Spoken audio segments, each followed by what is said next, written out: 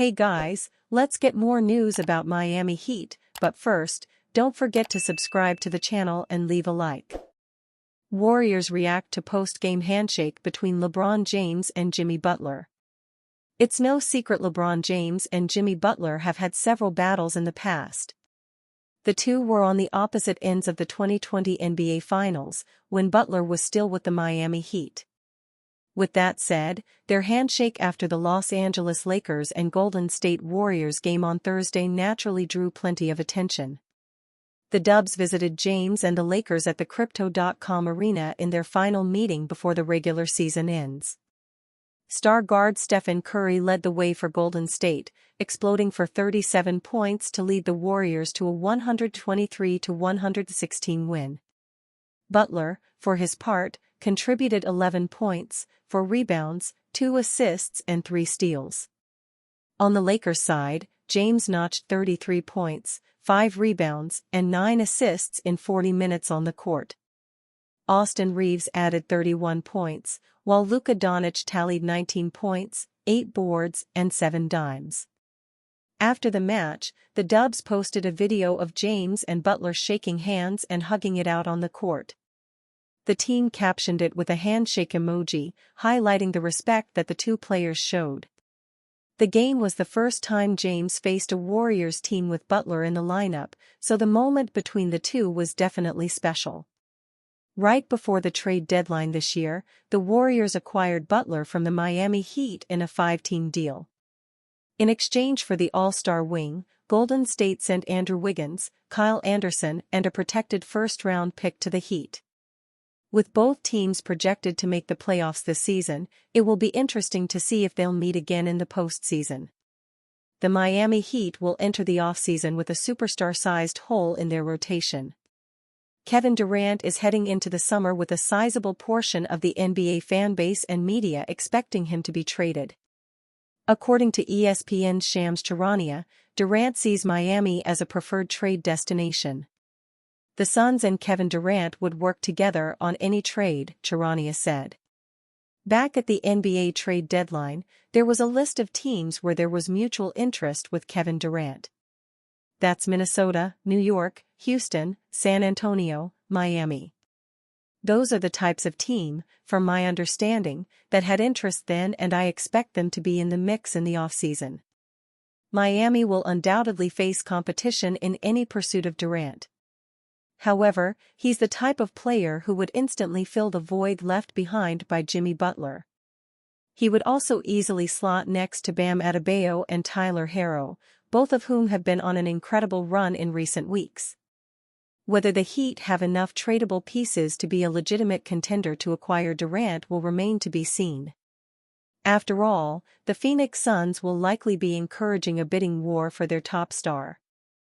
Still, if the Heat wants to bounce back into contention ahead of next season, Durant is the fastest way to achieve that goal. Durant will be entering the final year of his $194 million deal next season. As such, any trade for the superstar will likely need assurances that he will re-sign with the franchise. Miami Heat facing uphill battle to fix roster for future. The Miami Heat have endured a difficult season. Jimmy Butler's trade request and subsequent departure from the franchise have highlighted the amount of work needed to become a contending roster. In an April 3 article, Dan Favale of Bleacher Report detailed the uphill battle Miami's front office faces.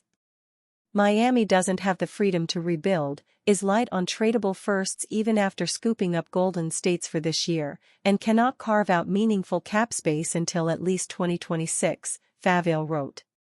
The Heat have limited capacity to shake things up, and the odds of dramatic internal improvement rest predominantly with Ware or Jamie Jaquez Jr., to a lesser extent these days.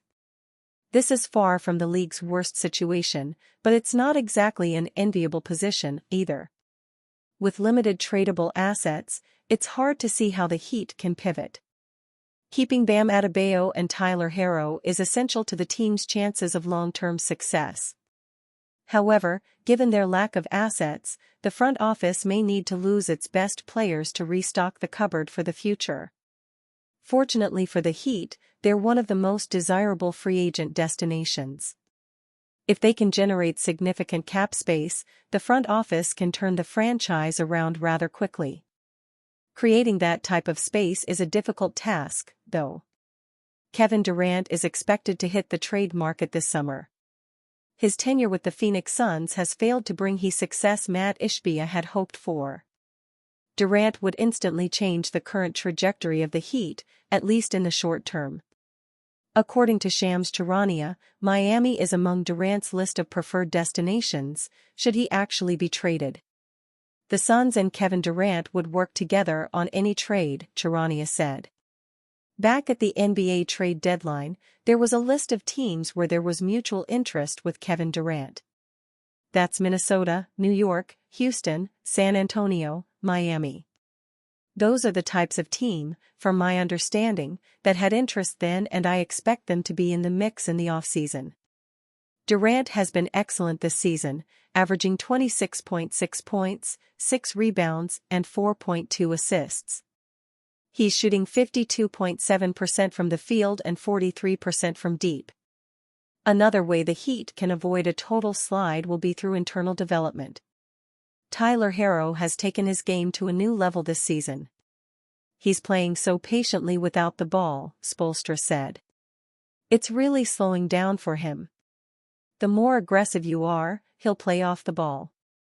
He's playing less and less, bringing the ball up the court and running an angle pick and roll. He's playing off a catch, playing off overreactions.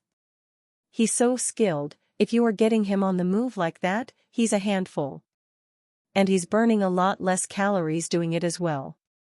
Guys are getting comfortable getting him the ball when he's on the move. Kel'el Ware and Jamie Jaquez Jr. are both capable of improving their games. Miami could also look to the free agency market in the hope of locating another undrafted gem. While the Heat's future looks bleak on paper, there are still multiple options on the table for the franchise. It will be interesting to see what direction they take. Grizzlies' Ja Morant drops savage pigeon quote after game winner versus Heat. Ja Morant made waves when he knocked down the game-winning shot in the Memphis Grizzlies' 110-108 victory over the Miami Heat on Thursday night. Both teams were even at 108 apiece as Morant handled the ball in the final seconds of the game. He drove into the paint as he faced Miami's big man Kel'el Ware. Despite the contest from his defender, Morant found a way to get the shot off in time and get it through the hoop for the win. The Grizzlies star reflected on the play after the game. Despite Ware's size advantage, Morant compared his contest to that of a pigeon, meaning it didn't affect him as it was supposed to. A pigeon guarding me, go get a bucket, win the game. The crowd get to booing me. They just woke me up for the second half, Morant said. It was a thrilling win for Ja Morant and the Grizzlies to earn, especially on the road against a streaking Heat squad. Morant led the way with a stat line of 30 points, 5 rebounds, and 3 assists.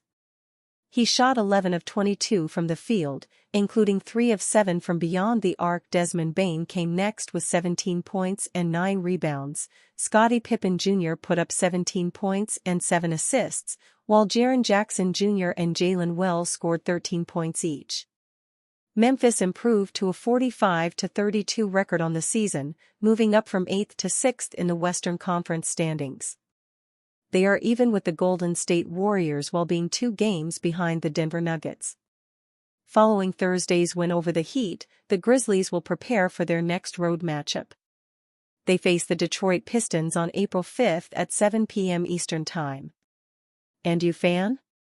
What do you think about Ja Morant's situation? Write to us in the comments.